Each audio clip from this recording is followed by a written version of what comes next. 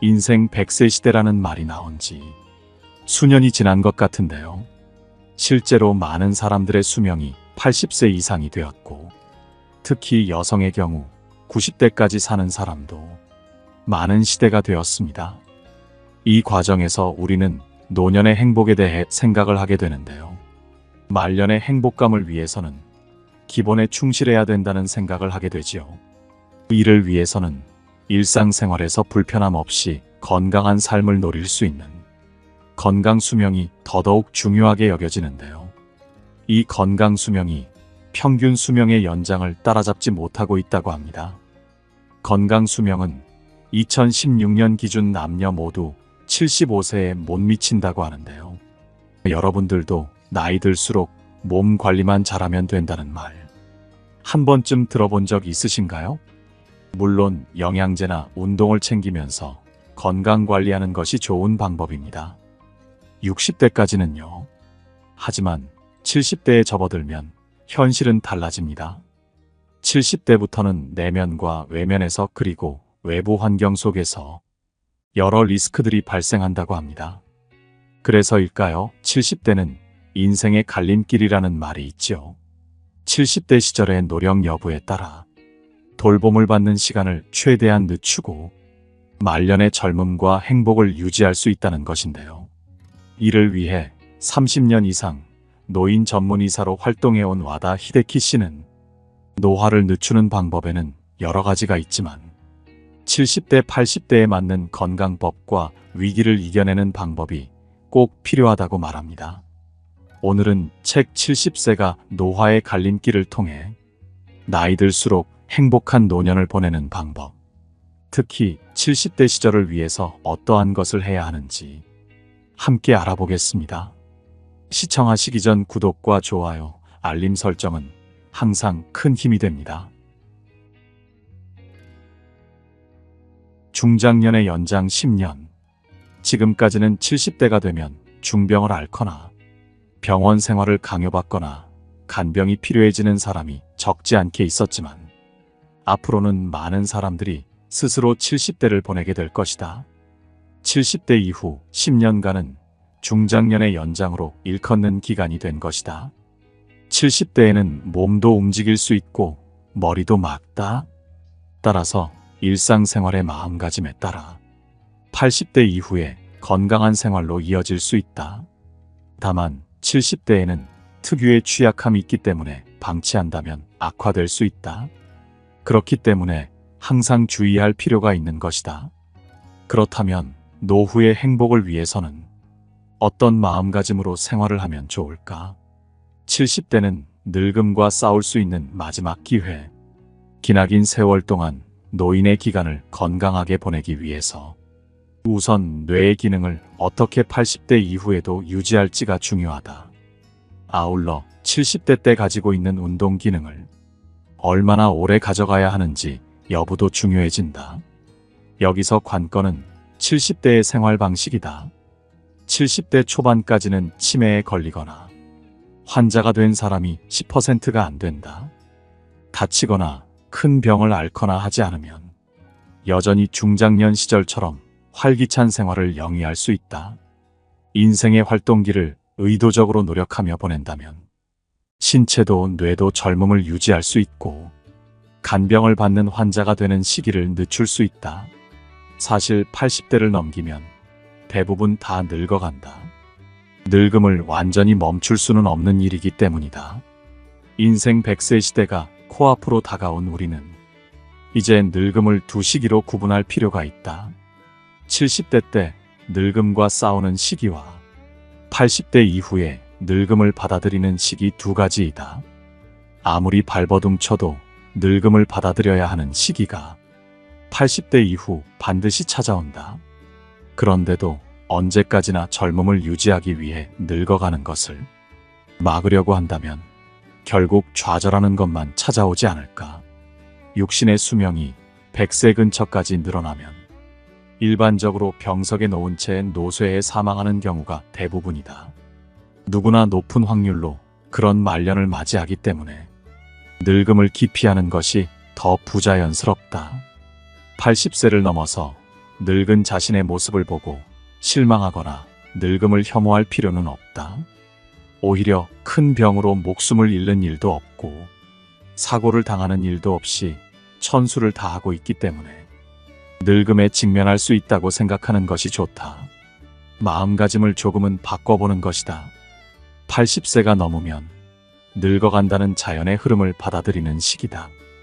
한편으로 70대는 사람들이 보다 건강해지고 한창 늙음과 싸우는 시기라고 할 수 있다. 70대의 건강한 상태를 유지하려고 노력하는 것은 효과도 있고 의미가 있다. 늙음을 받아들이는 방법은 사람마다 다르다. 젊음을 유지하고 싶다고 생각하지 않는 사람도 있다. 있는 그대로 자연스럽게 늙어가는 것이 제일 낫다고 생각하는 사람도 물론 있을 것이다. 늙었을 때 사는 방식을 받아들이는 방법에 정답도 없으며 사람마다 자유롭게 살면 되는 것이다. 다만 80대가 돼서도 건강을 유지하고 삶의 질을 유지하며 몸도 어느 정도 움직일 수 있는 것이 좋지 않을까. 젊은 시절의 맑은 머리를 유지하고 싶다면 70대는 늙음과 싸울 수 있는 절호의 기회다. 이 시기에 매일매일 하는 노력이 이후 찾아올 80대의 모습을 크게 좌우하게 될 것이기 때문이다. 실제로 노력했느냐 안 했느냐에 따라 훗날 큰 차이가 난다. 향후 다가올 초장수 사회는 저출생과 함께 고령자 사회의 대세로 자리 잡을 것이다.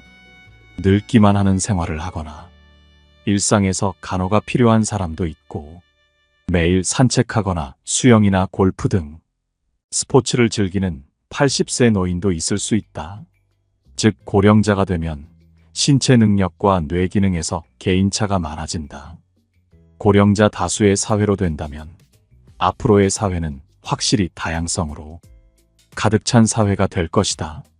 건강 격차가 펼쳐질 것이고 이것이 사회의 한 특징이 될 것이다. 젊은 사람이라면 10일 정도 질병으로 병실에 누워 있다고 해도 퇴원 후 즉시 평상생활로 돌아갈 수 있다. 하지만 고령자가 되면 그렇게 할 수 없다. 10일 동안이나 아파서 눕게 되면 운동 기능은 단번에 약해진다. 뇌 기능도 계속 침대 안에만 있으면 급속히 쇠약해진다. 그만큼 고령자에게는 뇌 기능과 운동 기능을 유지하기 위해 계속 사용한다는 것이 중요하다. 개개의 능력 차이가 커져가는 초장수 사회에서는 신체와 뇌를 유지하기 위한 노력을 했는지 안 했는지에 따라 훗날 큰 차이로 나타난다. 그러니 계속 사용하려는 의식이나 마음가짐이 노년의 행복을 위한다면 누구에게나 중요하다고 말할 수 있다. 단번에 늙지 않기 위해 가장 필요한 것. 지금의 70대는 예전보다 더 젊어졌다 해도 이 연령대만의 독특한 위험도 다수 안고 있다. 특히 의욕 저하나 의욕 상실이 두드러진다. 뇌기능, 운동 기능을 유지하기 위해 계속 사용하는 것이 중요하다고 앞에서 설명했다. 70대는 의욕적으로 몸을 움직이거나 머리를 사용하지 않으면 금방 간병이 필요한 환자가 되어버릴 위험이 있다. 이는 많은 고령자 스스로도 알고 있는 사실이다. 하지만 실제로 계속 사용한다는 말을 실천하는 사람은 그리 많지 않다. 왜냐하면 70대가 되면 머리로는 이해하고 있어도 의욕이 떨어져 활동량이 저하되기 때문이다. 무슨 일에도 의욕이 없고 흥미를 가질 수 없게 되면서 사람 만나는 것조차 귀찮아지고 외출을 싫어하는 경향도 생기게 된다. 이러한 의욕 저하는 뇌 전두엽의 노화와 남성 호르몬의 감소가 주된 원인이다. 전두엽의 위축은 사실 40대부터 이미 시작되며 70대가 되면 더욱 두드러진다. 게다가 남성의 경우는 남성 호르몬의 감소도 진행되기 때문에 행동 의욕이 떨어진다. 사실 의욕 저하야말로 노화 과정에서 가장 무서운 것이다. 질병이나 부상이 원인이 되어 늙어가는 경우도 있다. 하지만 나이가 들수록 의욕이 감퇴되는 것이 단번에 늙도록 만드는 주된 요인이다. 아무리 몸을 움직이고 뇌 기능을 사용하려고 해도 의욕이 생기지 않기 때문에 여러 가지 활동하는 것이 귀찮고 활발하지 않게 된다. 결국 가지고 있는 기능을 유지할 수 없게 되는 것이다. 이러한 의욕 저하가 현저해지는 연령대가 확실히 70대이다. 그래서 이때 얼마나 의욕 저하를 막았는지가 사고 창조 등에 관련되는 부분이다. 70대가 되면 인간관계를 되돌아보자. 사실 나이 70대가 되면 만남이 점점 귀찮아지기 마련이다. 이것은 당연한 현상이다. 이는 남성 호르몬의 감소 때문이며 특히 남성에게 이런 경향이 현저하게 나타난다. 반대로 여성의 경우 나이가 들면서 남성 호르몬이 증가하기 때문에 건강하고 사교적인 경향이 강해질 수 있다. 아내는 멀쩡하게 친구들과 나들이를 가곤 하는데 남편은 퇴직하고 집에만 틀어박혀 있는 것을 흔히 볼 수 있다. 이것은 호르몬이 변화하는 일종으로 볼 수 있다. 하지만 남성이든 여성이든 노화를 막는다는 의미에서 사람과의 만남은 중요하다. 교제를 하는 것은 전두엽을 사용하는 것이며 그로 인해 뇌의 노화를 늦을 수 있기 때문이다. 또한 사람들과 교제하다 보면 남성 호르몬이 조금씩 증가한다는 측면도 있다. 이러는 가운데 한층 더 사람과 교류하려는 의욕을 증진시키는 선순환을 만들 수 있다. 남성 호르몬과 근육의 관계도 비슷하다. 남성 호르몬이 증가하면 근육이 붙기 쉽기 때문에 근육이 붙으면 남성 호르몬이 증가하는 선순환과 같다. 70대가 되어도 가급적 교제는 끊지 말고 계속 이어나가도록 하자. 단 주의해야 할 것은 싫은 사람과 사귀는 것은 이제 그만두는 편이 좋다. 70대가 되면 이제 조금 거리를 취할 수 있게 되는 경우도 많기에 마음에 들지 않는 교제를 하지 않아도 될 것이다. 자신의 기분에 솔직해져서 교우 관계를 재검토하고 좋아하는 상대나 즐거운 동료하고만 사귀어도 된다. 젊었을 때처럼 의무감이나 타성으로 싫은 교제를 계속하면 사람 사귀는 것 자체가 점점 귀찮아져 버릴 수 있다. 70세가 넘으면 좋아하는 사람, 마음이 맞는 사람과 사귀자. 스포츠 이야기를 좋아하는 사람은 그러한 화제로 인해 상호 분위기가 고조되는 상대이다. 정치 이야기를 좋아하는 사람은 그러한 이야기를 할 수 있는 상대이다. 뭐든지 하고 싶은 말을 주고받을 수 있는 상대가 이상적이겠지만 응원하는 야구팀이 달라도 하고 싶은 말을 주고받을 수 있는 상대와의 교류는 전두엽을 활성화하는데 최적이다. 다만 고령이 되면 이미 전두엽이 위축이 진행되고 있다. 이 때문에 의견의 차이로 인해 자주 싸움이 일어나기도 한다. 예를 들어 젊었을 때라면 정치적으로 대립하는 의견을 상대가 말해도 잠자고 듣고 있었을 텐데 나이가 들면 화가 나서 용서할 수 없게 되거나 하는 것이다. 만약 그런 험악한 관계가 된다면 의견이 비슷한 사람들과 어울리는 것이 좋겠다. 그것이 혼자 있는 것보다는 전두엽을 활성화시킬 수 있다. 만날 때마다 불쾌한 마음이 든다면 교제 자체가 싫어진다. 마음이 맞는 상대를 찾기 위해서는 자신과 같은 취미의 인간을 찾는 것도 하나의 방법일 수 있다. 영화를 좋아하는 사람, 라면을 좋아하는 사람, 철도 여행을 좋아하는 사람 등 취미가 일치하면 마음 맞는 상대도 찾기 쉬운 것 아닐까. 다만 아무리 사람과의 교제가 노화를 늦추는 것에 좋다고 해도 만남 자체를 달가워하지 않는 사람도 있을 것이다. 젊었을 때부터 교제가 서툴렀고 이제 겨우 노후를 맞아 혼자 한가롭게 지내려고 하는데 이제 와서 굳이 인간관계에 신경 쓰고 싶지 않다는 것을 이해할 수 있다. 그런 사람은 사람들과 어울리지 않는 대신 어떻게 다른 사람과 관계를 맺을 수 있을지 생각해보면 좋다. 예를 들어 SNS 통하여 자신의 의견이나 취미 등을 일주일에 한 번이라도 발신하는 것도 효과적이다. 70대가 되면 더 이상 싫은 것을 가급적 하지 않는 것이 중요하다. 지금까지 추천하는 것이 너무 싫다면 굳이 하지 않는 것도 나쁘지 않다. 운동하는 것이 좋다고 권해도 하고 싶지 않다면 하지 않아도 된다. 스트레스야말로 노화의 큰 적이니까. 다만 하지 않는다면 대신 아직 이것이라면 할 수 있다라는 또 다른 생각을 해보는 것이다. 굳이 스포츠를 시작하는 것은 싫지만 산책이라면 조금 할 수 있다. 집안을 걷거나 정원에서 흙을 다듬는 것이라면 할 수 있다. 이렇게 무리가 없을 정도로 대신할 수 있는 것을 발견하자. 그런 것만으로도 당신의 몸과 마음을 젊고 발랄하게 하는데 큰 도움이 될 것이다. 중장년 때라면 건강을 위해서라던가 어쩔 수 없으니까 하는 이유로 싫은 일도 열심히 했겠지만 70대가 되면 더는 무리할 수 없다. 무리하는 것이 싫은데도 한다면 과도한 스트레스를 받아 당신의 면역력을 저하시키거나 몸과 마음에 손상을 주게 된다.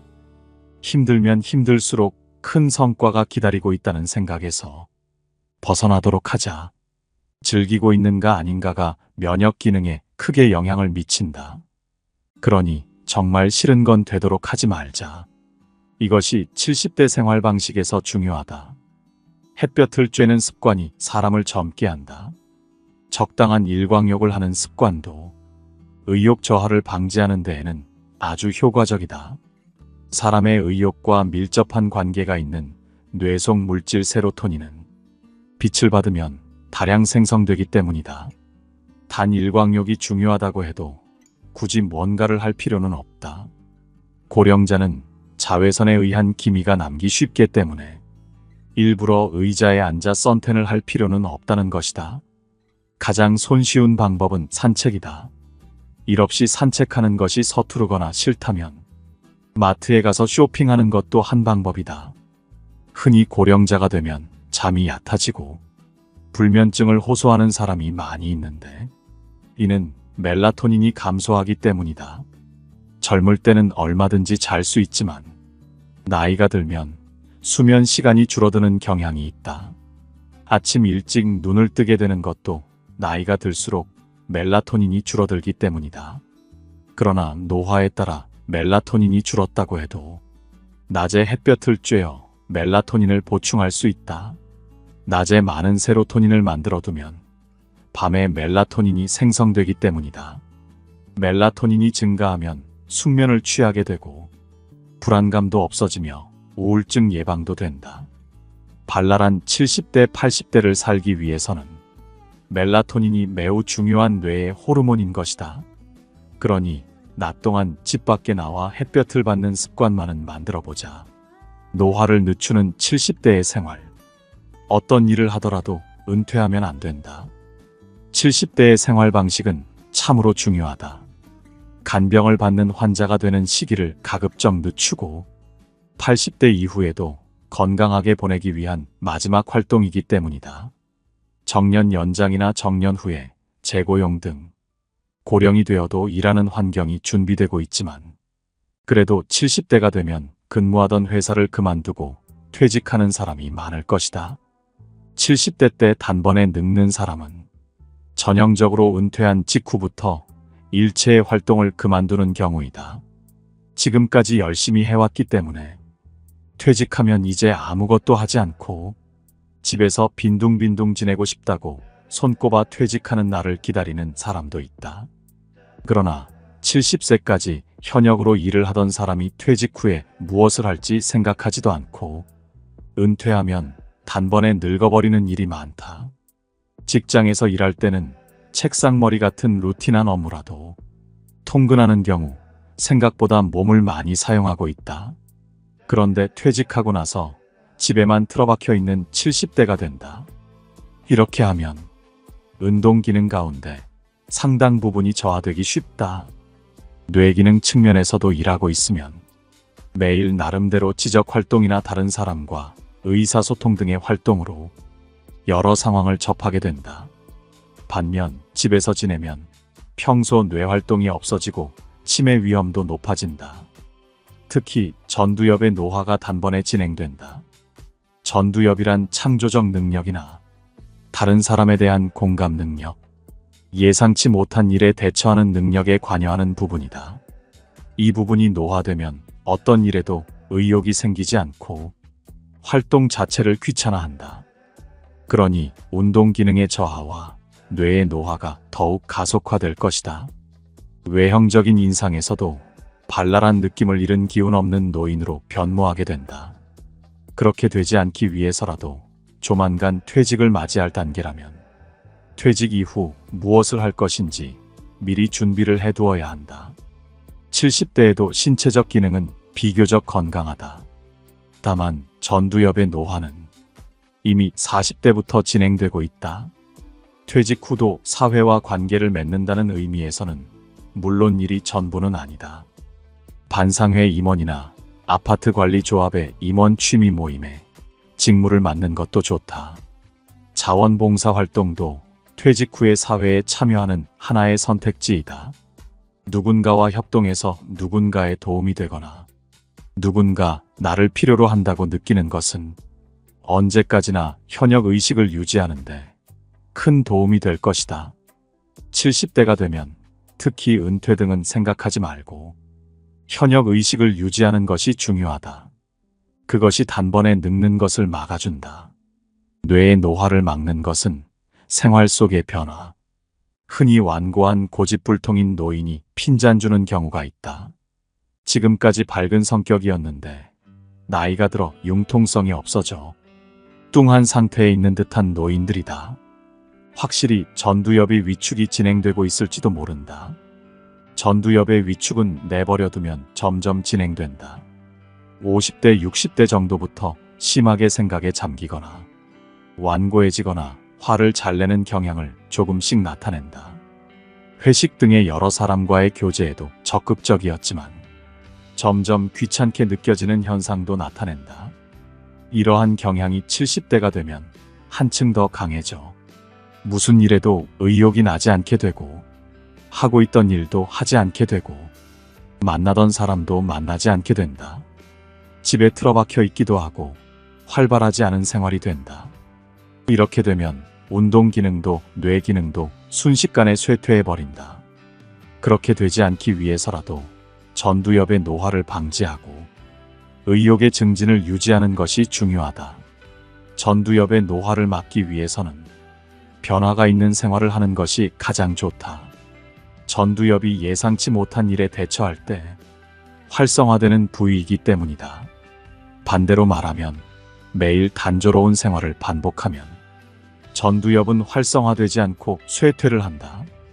일이나 봉사 취미 모임 등에 나가야 할 것들이 생활 속에 담겨 있는 것이야말로 단조로운 생활을 피하는 해결책이다.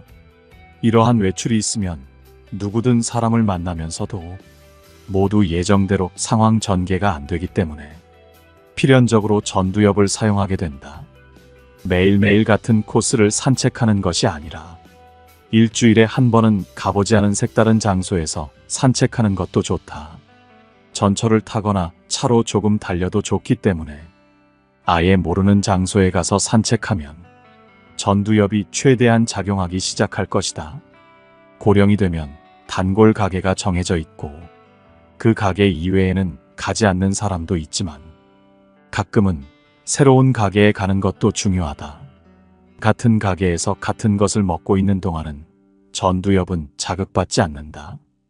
정치적인 주장이 비슷한 책만 읽는 경향의 사람도 있다. 하지만 좌편향 성향의 사람이라면 가끔 우편향 작가의 책도 읽어보자.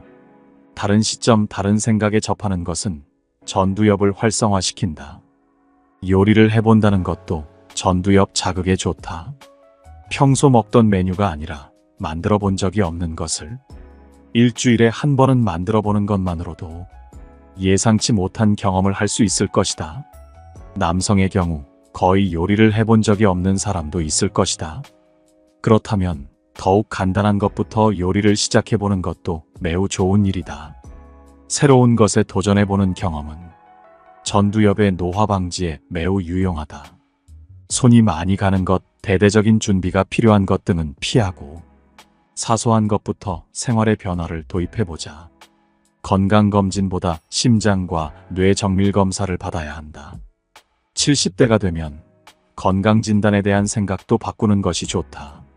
샐러리맨이라면 매년 건강진단을 받고 있는 사람도 많고, 퇴직하고 나서도 지자체의 검진을 받는 사람도 많다.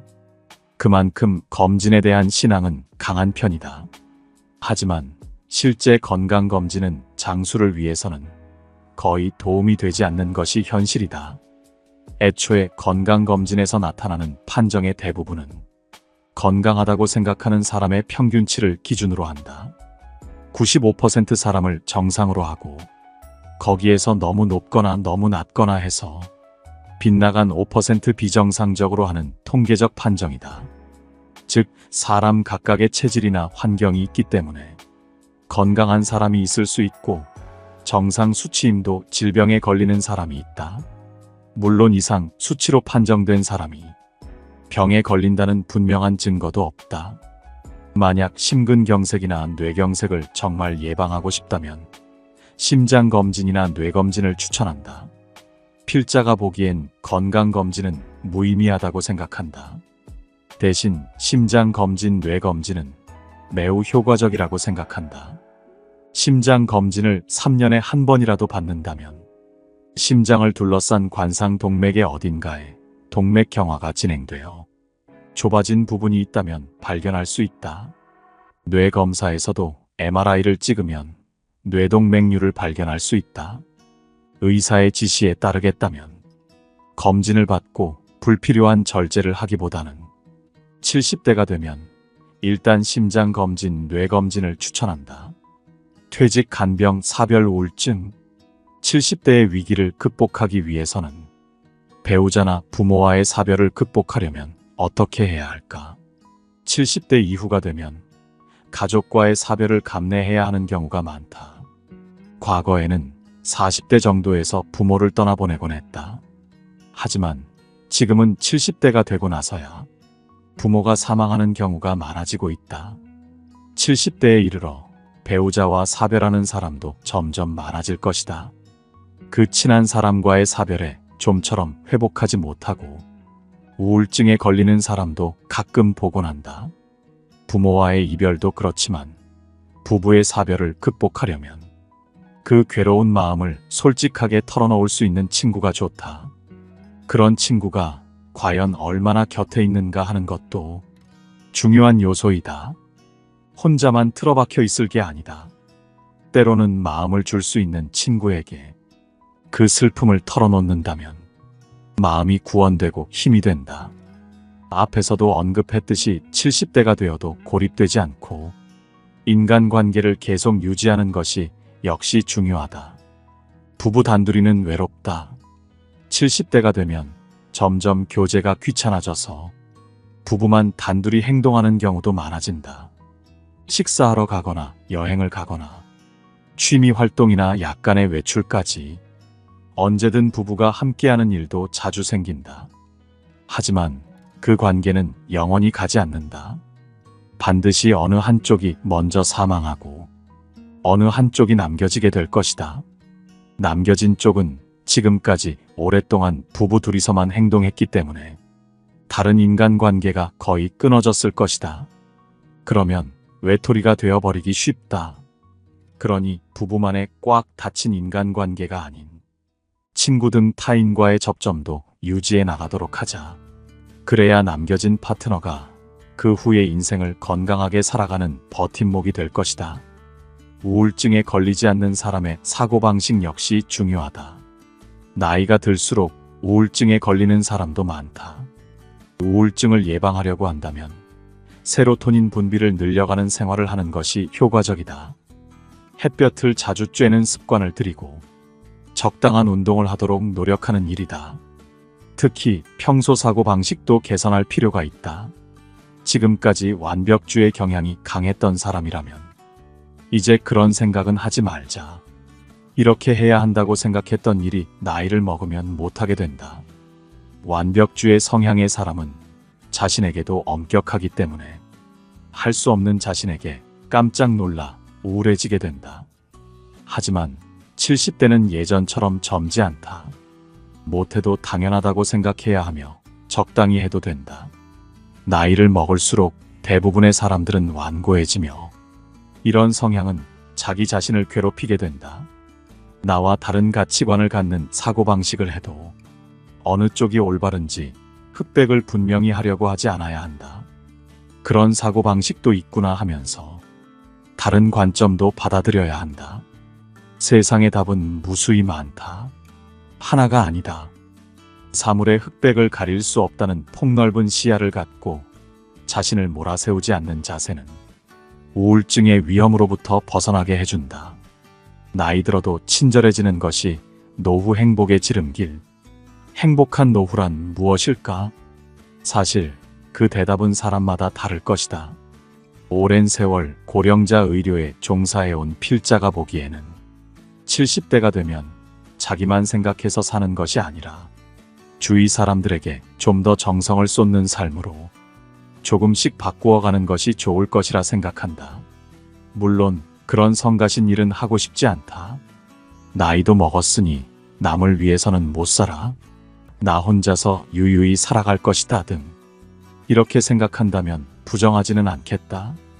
단지 주위 사람들에게 도움이 되려고 노력하는 사람은 주변 사람들의 아낌을 받는다. 인간관계가 끊어지지 않는 법이다. 여러 가지로 대화하기 때문에 젊게 지낼 수 있고 막상 곤란한 일이나 고민이 있을 때 바로 상담 상대가 되어줄 수 있다. 신뢰할 수 있는 교우관계는 말년을 활기차게 보내는데 도움이 된다고 생각한다. 필자는 이전과 달리 고령자 의료 현장에 종사하면서 점차 사고방식이 바뀌었다. 직함이 무엇이냐, 부자냐 아니냐 하는 것이 사람의 인생을 결정짓는 것은 아니라는 점이다. 마지막에는 그 사람이 주위에 대해 무엇을 해왔는지가 크다고 생각한다. 이런 생활 방식을 강요하는 것은 아니다. 하지만 여러분도 나이 들면서 타인을 위해 상냥하게 대해준다는 관점을 조금이라도 갖게 된다면 큰 만족감을 얻을 것으로 생각한다. 어려운 친구를 위해 나서거나 약간의 자원봉사를 해도 좋을 것이다. 일하는 방법 자체가 지금까지 돈을 위한 것이었다면 누군가에게 도움되는 것을 목적에 둔다면 더욱 좋을 것이다. 그러한 타인을 위한 상냥함은 나의 노후 인간관계를 풍부하게 만들 수 있다. 나이를 먹고 부드러워진다는 것은 노후에 행복해지는 가장 빠른 길이 아닐까 생각한다.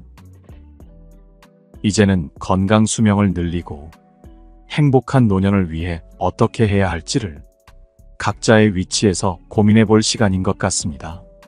오늘 이야기가 여러분의 마음에 와닿았으면 좋겠습니다.